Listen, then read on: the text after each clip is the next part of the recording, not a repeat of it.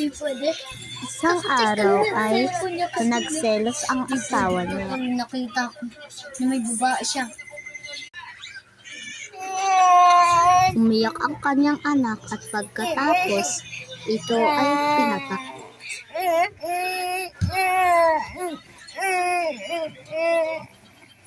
Umiyak ka ba?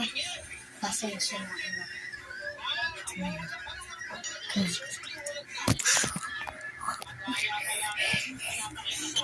At pagkatapos malihim niya ito ililigpit ng maigi at ang kanyang anak ay itinapon niya sa basurahan.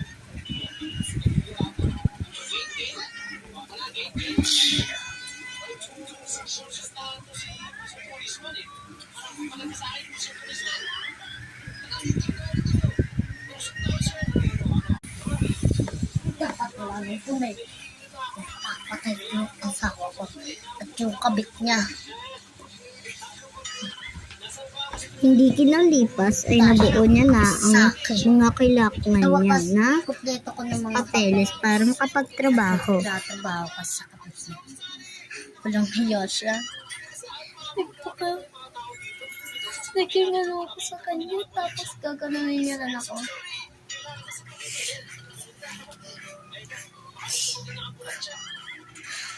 Huwag mo na. Kikilos ako ng kakatapos ko lang maligo. At pagkatapos, ang babae ng kanyang asawa ay kakatapos lang maligo at papunta na sa interview ng totoong asawa.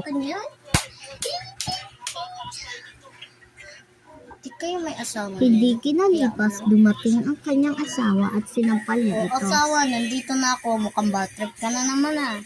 Oh, siya nga pala. Nasa yung anak natin. Nag-i-interview ka? O sige. Ingat ka lang.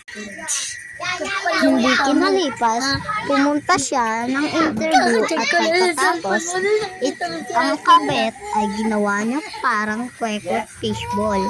At nakabenta siya ng marami hanggang ang kanyang asawa. Hintayin natin sa part 2. Ganun. Kasi alam mo din naman ang lahat.